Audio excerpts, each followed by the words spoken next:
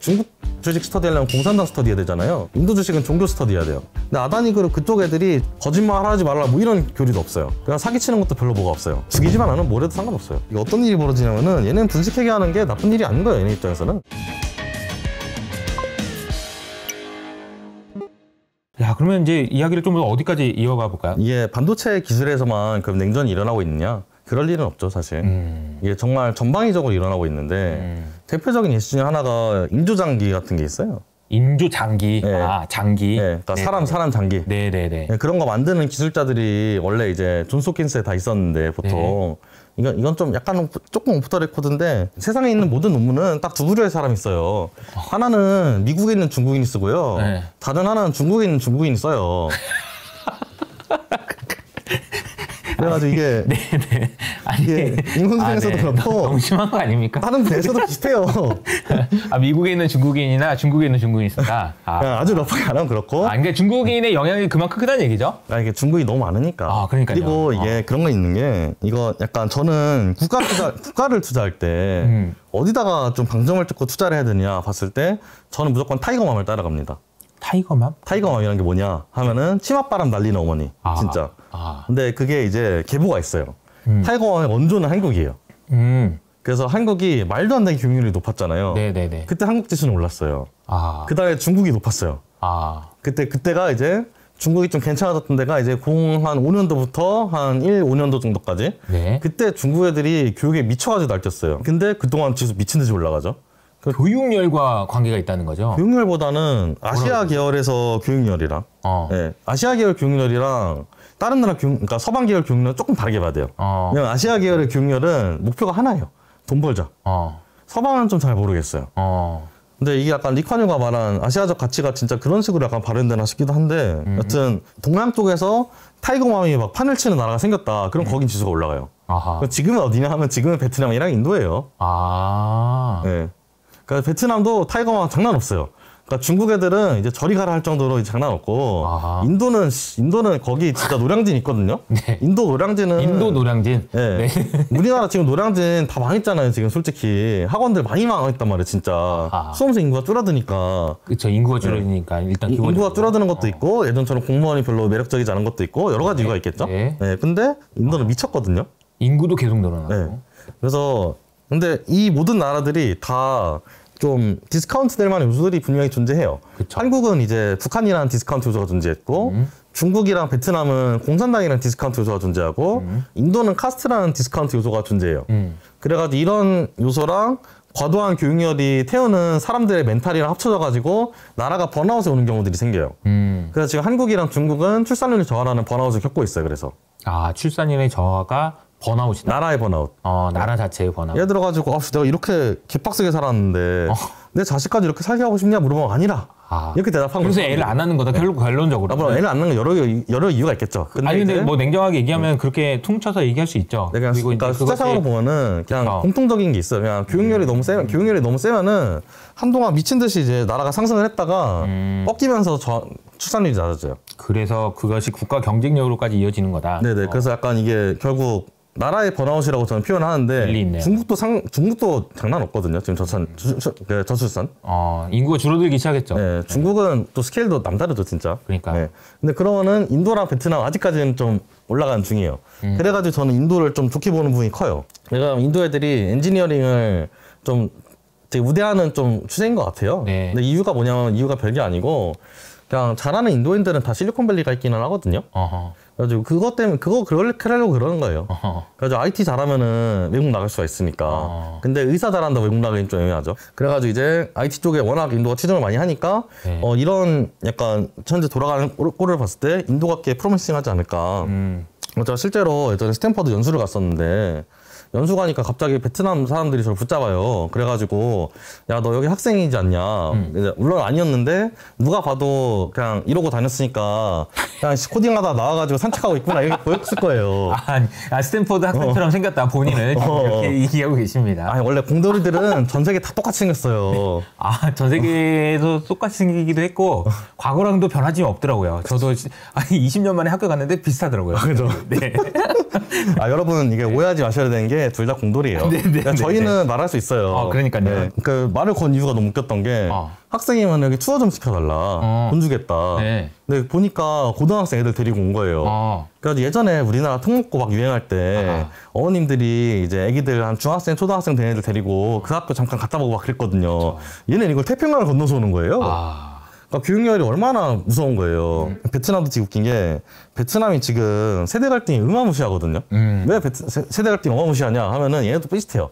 그냥 부동산 때문인데 나이 좀 많은 아저씨들은 중국 사람들한테 자기네 부동산 비싸게 던져가지고 돈이 많아요. 근데 젊은 애들은 돈이 없어. 근데 내가 이래도 솔직히 부동산을 못 살 것 같아. 그래가지고 그것 때문에 지금 세대 갈등이 있거든요, 베트남은. 근데 인도는 좀 중국한테 들먹힌 부분이 있고 그 인도의 국제관계에서의 장점은 어떤 게 있냐면은 이제 아까 제가 태평양 인도양 이제 전략이라고 했잖아요. 그래서 인도는 되게 중국 포위망에 있어서 되게 핵심이에요. 그렇기 때문에 실제로 애플이 공장을 막 인도로 막 옮기고 앉아있죠, 지금. 옮기는 게 여러 가지 이유가 있겠지만, 아까 제가 말했던 그 공장을 중국에다 두지 말라라는 이제 그런 소리 하는 게 사실 눈치 챙기고 빼라는 소리잖아요. 그쵸. 그러니까 이제 눈치 챙기고 빼는 중이죠, 애플은. 그래서 테슬라의 가장 큰 약간 리스크 중에 하나가 중국 약간 디펜던시라고 생각해요. 저는 개인적으로. 뭐 많은 분들이 그렇게 생각하시죠. 네. 네. 중국은 사실 테슬라 별로 살 생각 없거든요. 심지어 예전에 그런 적도 있었어요. 그 베이징 같은 데서 좀 중요한 회의 같은 거 있잖아요. 네네. 그럼 테슬라 통행 금지시켜요. 그러니까 혹시 제 컴퓨터도 돌아다니는 건데. 네, 컴퓨터도 돌아다니고 카메라가 돌아다니니까. 그러니까 카메라 찍으면서 돌아다니니까. 네, 그러면은 이게 없는 말이나 하면 없는 말이라고 할 수는 없거든요. 실제로 뭐 서버로 정보 보내가지고 굉장히 중요한 리스크죠. 네, 중국이. 이게 되게 웃긴 게 이런 걸 되게 편집증적이라고 생각할 수가 있거든요. 실제로 편집증적이라고 말할 수가 없는 게 어떤 케이스가 있었냐면은 아프가니스탄이랑 파키스탄에서 이제 빈라덴이 이제 도주를 하고 숨었잖아요. 네. 숨은 다음에 얘를 찾아야 되는데 어떻게 찾을지 모르겠잖아요. 그래서 어떻게 했냐면요. 소아마비 백신 엄청 뿌렸어요. 그래서 피 검사를 다 했어요. 피 샘플을 다 채취한 다음에 오사마 빈라덴 그 DNA 가지고는 계속 대조를 해요. 그래가지고 얘 좀 비슷하다. 그러니까 얘 친척이다. 그래서 걔부터 조사를 해요. 그런 식으로 오사마 빈라덴이 파키스탄에 숨어있는 걸 특정을 했단 말이에요. 그래가지고 그다음부터 탈레반들이 백신을 하면은 학을 끼면서 백신은 하람이다. 돼지고기랑 똑같은 거다. 맞으면 안 된다. 이러는 거예요. 이유가 있는 거예요, 이것도. 야, 그런 스토리가 있었어요? 네. 그래가지고 이런 거를 봤을 때 네. 얘네가 그런 편집증적이냐 하면은 그렇게 말할 수 없어요. 실제로 그런 정보를 모아다가 정보를 만드는 게 정보전인데요. 좀 얘가 많이 돌아갔는데 그래서 저는 인도 같은 나라가 그래서 지금 현재 국제관계 하에서는 굉장히 좀 프로미싱해 보이는 나라로 뜬다. 좋아 보인다. 네. 그러니까 지금 어쨌거나 저쨌거나 작년에 장이 와장창창 박살이 났고 지금도 채권은 더 박살 나는 걸 약간 암시하고 있잖아요. 금리 더 올라가려고 하죠 지금. 네. 이게 박살이 날지 안 날지 뭐 이거는 제가 잘 모르겠지만 어쨌거나 한 번 난 박살은 성장으로서 회복할 수밖에 없거든요. 그럼 그 성장을 견인할 만한 나라는 맨 처음 조건 인구가 많아야 돼요. 중국 다음에 인도죠 뭐. 그렇죠. 솔직히. 그다음 인도네시아. 인도가 더 넘었어요? 인구가? 인도가 더 많을걸요 지금. 네. 중국은 집계가 너무 확실하게 되는데. 중국이 다자녀 그러니까 일자녀 정책 펴면서 호구 조사를 엄청 세게 한 편이기도 하고 기본적으로 얘네는 AI로 다 조사하는데 얼굴로 다 컨택을 하니까. 네. 그래가지고 인도가 지금 굉장히 좀 국제 정세 하에서는 좀 득을 볼 만한 소지가 있다. 그 참고로 인도 주식 저도 요새 스터디를 좀 하고 있는데 그래서 인도 주식 스터디 하실 때 봐야 되는 게 중국 주식 스터디 하려면 공산당 스터디 해야 되잖아요. 네. 인도 주식은 종교 스터디 해야 돼요. 종교를 스터디해야 돼요. 예를 들어서 이번에 아다니 그룹이라고 엄청 큰 공매도 레포트 터졌잖아요. 근데 이 공매도 레포트가 터질 수 있는 그 분직회의 근간에 뭐가 있냐면은 걔네 종교가 있어요. 일단 기본적으로 인도는 종교가 무지막지하잖아요. 힌두교가 하나 있다 이게 아니에요. 그러니까 기본적으로 파키스탄과 인도는 종교 때문에 분리가 되긴 했지만 인도 안의 종교는 이미 엄청나게 많아요. 근데 아다니 그룹 그쪽 애들이 종교 베이스가 그 종교 믿는 사람이 인도에서 0.2%밖에 안 돼요. 근데 얘네가 세금의 20 몇 프로를 내거든요. 근데 이게 0.2%밖에 안 돼 20 몇 프로 낸다는 거는 이 종교 자체가 약간 인도의 유대교란 소리예요. 돈 잘 버는 종교란 소리예요. 얘네는 왜 돈을 잘 버는가? 보면은 참고로 인도에 막 군대 되기 되게 좋은 종교, 막 시크교 이런 것도 있고 다 있거든요. 종교별로 약간 자기네가 잘하는 포지션이 좀 달라요, 당연히. 교리에 따라서 그게 다르니까. 근데 얘는 교리가 진짜 골 때리는 게 얘는 극단적인 불살주의예요. 불살주의. 네, 그래가지고 막 씨가 있는 열매를 먹으면 안 돼요. 왜냐면 씨도 생명이라 보기 때문에, 포텐셜한 생명이라 보기 때문에. 막 그런 식으로 되게 극단적인 이제 불살주의까지 믿는 애들인데 얘는 그래서 반대로 죽이지만 않으면 뭐래도 상관없어요. 그냥 사기치는 것도 별로 뭐가 없어요. 거짓말 하지 말라 뭐 이런 교리도 없어요. 죽이지만 마라. 네. 그 다음에 사는 건 니네 마음이지. 사는 건 신의 뜻이지. 보통 종교에는 종교가 도덕률이기 때문에 거짓말 하지 말란 말이 보통 껴있어요. 약간 기본 사양으로. 거의 종교 상관없이 다 껴있거든요. 근데 얘네는 안 껴있으니까 이게 어떤 일이 벌어지냐면은 얘네는 분식회계 하는 게 나쁜 일이 아닌 거예요. 얘네 입장에서는. 그런 배경이 또 있었군요. 네. 그래서 네, 그래서 이런 것들 인도 주식 스터디 하려면은 그 CEO 일가의 종교에 대해서 알 필요가 있다고 판단이 됩니다. 그러니까 중국에서도 어차피 주식 투자할 때 어떤 거 보셔야 되냐면은 이 대표가 공산당 어디 라인이라서 지금은 좀 메롱하다, 지금은 좀 어떻다, 막 그런 거 보고 공산당에서 막 총회 같은 거 하면은 그러면은 이번에는 뭐 태자당 라인이 다 싹 갈려버렸네? 이번에 공천당 라인이 싹 갈렸네? 뭐 이런 거 볼 줄 알아야 되거든요. 그래서 인도도 똑같은 거죠. 근데 인도는 그게 종교인 거죠. 그래서 나라별로 디스카운트를 주는 요인을 잘 알아야지 그걸 피하잖아요. 네. 중국은 공산당 디스카운트이기 때문에 공산당을 잘 알아야 되고요. 인도는 종교 디스카운트이기 때문에 종교를 잘 알아야 되는 거죠. 카스트라고 말하지만 사실상 수많은 종교인 거거든요. 결과적으로. 그러니까 종교 체계에서 나온 거니까 카스트가. 인도와 베트남이 좋은 이유에 대한 이야기를 해주셨는데 원래 우리가 처음에 얘기했던 거는 우리에서 뭐였지? 반도체였죠. 네. 반도체였어요. 네. 그러면 이제 반도체 얘기하고 엣지스 라인 얘기하고 이제 여러 가지 이야기를 많이 했었는데 이 얘기 듣다 보니까 저는 그런 생각이 드는 게 전쟁 중이다라는 걸 확실한 것 같고 전쟁을 하기 위해서 굉장히 좀 중요한 게 자국의 그런 그 전쟁을 하기 위한 준비 이런 게 중요하다고 보면 경제가 정말 중요하지 않나. 경제가 망가지면 안 되고. 그래서 문득 든 생각이 야 미국의 실업률이 저렇게 낮은 적이 있었나. 그러니까 전쟁을 대비하는 거 아니냐. 일부 이제 의견이긴 하지만 그런 것도 좀 생각이 나면서 치고받는 정말 그 열전은 아닐지언정 정말 미국과 중국 간의 그 긴장 관계가 진짜 많이 높아지고 있구나 이런 생각은 많이 드네요. 정말 많은 분야에서 높아지고 있고요. 진짜 아까 말한 인공장기 같은 것도 그렇고 어떤 거를 좀 주의 깊게 보셔야 되냐면은 네. 이게 진짜 파이낸셜 워가 시작한다. 그러니까 진짜 금융전쟁이 시작된다 하는 시그널 어떤 걸로 보셔야 되냐면은 위안화가 달러랑 어느 정도 패깅이 돼 있단 말이에요. 소프트 패깅이 돼 있어요. 그러니까 특정 밴드에서 왔다 갔다 하게 환율이 그런 식으로 조정을 하거든요. 네. 이게 한쪽으로 계속 밀린다 하면은 지금 공격 중이다 생각하시면 됩니다. 그러면 이제 중국숏을 전재산 걸고 잡아야죠. 네. 중국숏이든 미국숏이든. 뭐 위안화 환율을 얘기하셨지만 어쨌든 환율 시장이 좀 제일 빠르긴 해서 이제 그런 부분들 반영할 거예요. 반대로 얘기하면 이제 달러가 너무 강해진다 뭐 이러면은 또 이제 의미가 있을 수 있을 것 같고요. 그런 시나리오가 뭐 이제 사실 이건 약간 거의 소설에 가까워가지고 언제 올지도 모르고 어떻게 될지 모르겠지만 아주 정확한 거는 취약성 그러니까 소위 말하는 전쟁으로 가는 과정이라고 표현해야 될까요? 그 과정 계속 가고 있긴 한 거예요. 긴장 관계 계속 커지고 있고. 네, 그거 자체는 정말 맞는 것 같고 전쟁이 전 세계에서 어디 한 군데에서라도 없었던 날보다 있었던 날이 훨씬 많아요. 지금도 사실 전쟁 중이기도 하잖아요. 그렇죠. 네. 그 말인즉슨 전쟁이 더 나더라도 별로 이상할 게 없다는 소리기는 합니다. 그러니까 열전에 대해서 너무 배제할 거는 아니고 이제는 물론 이제 그 확률이 막 높냐, 막 50% 80% 이러냐 하면 그건 아닌데.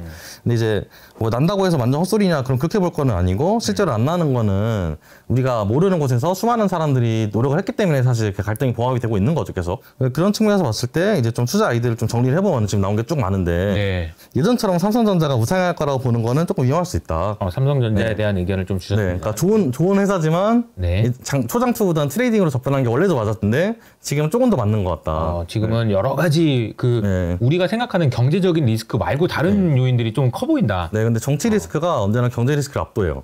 전쟁 한번 터지면은 솔직히 주식 실적이고 나발이고 다 쓸모 없거든요. 그럼요. 그걸 초장투로 보는 것에 대해서 조심해야 되고 TSMC도 비슷한 맥락에서 봐야 한다. 그러니까 둘 다 이제 불패 회사고 앞으로 한동안 막 점유율을 막 뺏기고 이럴 것 같진 않지만 그 특성상 다른 데들이 없으니까. 그리고 KPX가 너무 많이 들어간 사업이잖아요. 그러니까 다른 데가 들어온다고 해서 막 근시일 내에 막 뒤집어지고 이럴 사업은 아니거든요. 그렇죠. 근데 그렇다고 해서 초장투로 보는 거에 대해서는 굉장히 위험하게 보는 게 맞다. 이번에 버핏이 TSMC 단타 친 거 보고 사람들이 그 소리 많이 했잖아요. 맞아요. 근데 저도 뭐 변화가 있나? 뭐 이런 생각. 네, 변화가 있다기보다는 애초에 원래 스윙을 하는 종목이 맞는데 굳이 따지면은 그냥 스윙을 해야 되는 종목을 스윙을 한 것이다. 그래가지고 뭐 버핏은 뭐 장투해야 된다는 법이 있는 것도 아니고 막말로 뭐 자기 맘이죠. 그렇죠. 근데 이제 개인 입장에서는 적극적으로 그런 거 볼 필요가 있고 국제 정치에 영향을 받는 부분으로 봤을 때 인도 나쁘지 않다.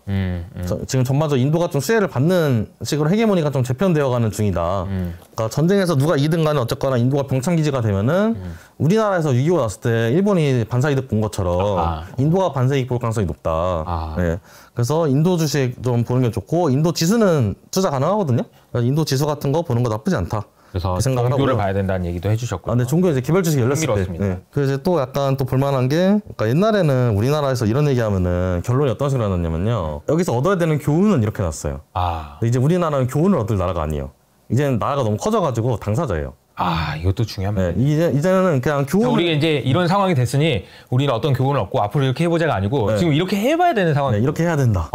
그래서 그런 측면에서 봤을 때 앞으로 국내 정치, 국외 정치적으로 어마어마하게 많은 텀블런스가 있을 거예요. 텀블런스라는 게 이제 굴고 있다는 얘기죠. 난리 났다. 그래가지고 엄청 많이 흔들릴 텐데 이번 흔들림의 시작이 이번에 있었던 한일 그 얘기가 딱 시작이라고 저는 생각이 돼요. 그거 꽤 중요하거든요. 왜냐면 이게 왜 중요하냐면은 한미일 관계에서 한미랑 일미 관계는 사실 어느 정도 있었단 말이에요. 따로따로. 맞아요. 근데 한미일 삼각동맹에서 한일의 관계에서 이 관계가 이제 어느 정도 유지될 수 있었던 이유는 한일 수교가 이루어졌기 때문인데 그거는 예전에 있었던 일본이랑 한국이랑 이제 일제강점기에 대해서 어떤 식으로 일단 합의를 보고 넘어가자는 이제 그 규약이 있었기 때문이거든요. 근데 이거에 대해서 일본이 되게 민감하게 받아들이는 거는 그거를 깨려고 하는 시도를 받아들이기 때문에 그래요.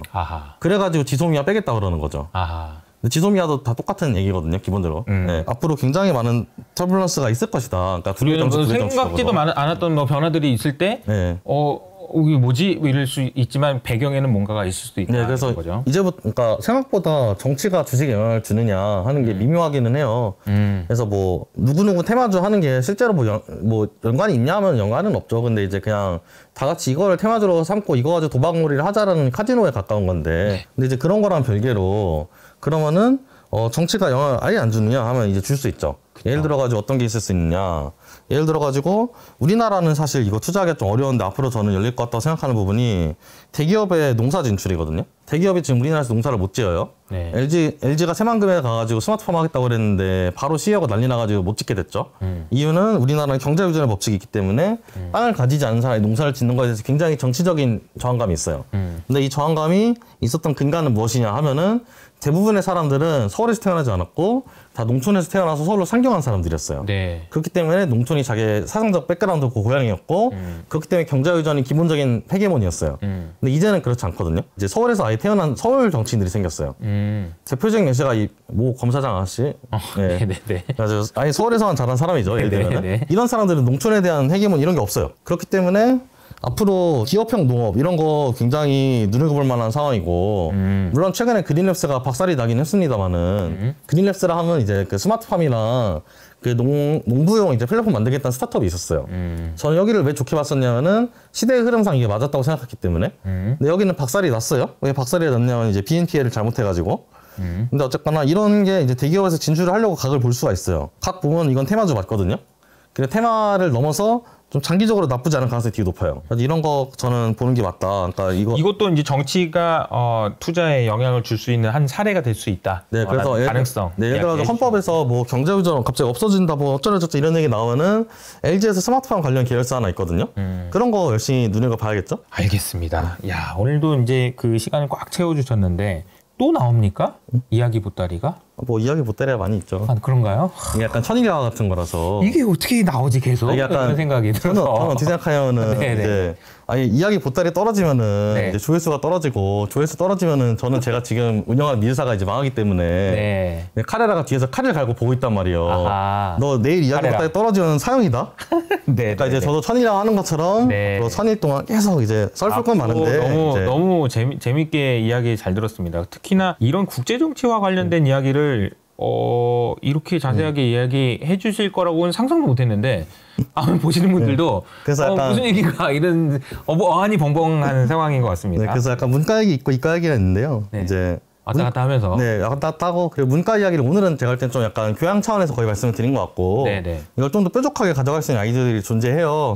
그런 아이디어는 이제 차차 하나씩 보따리 풀어보도록 하겠습니다. 좀 더 자세한 이야기를 보고 싶으신 분들은 미주사 미주사에 저희 또 별명이 네이버 컨텐츠 프리미엄이죠. 미주사 이우석 아카데미도 같이 구독 많이 해주시고요. 그 주위 세트로 구독하시면 돼요. 세트로 하시면 이제 크게 놓치는 거 없이 잘 커버되실 것 같습니다. 자, 오늘 시간 내주셔서 감사합니다. 감사합니다. 감사합니다.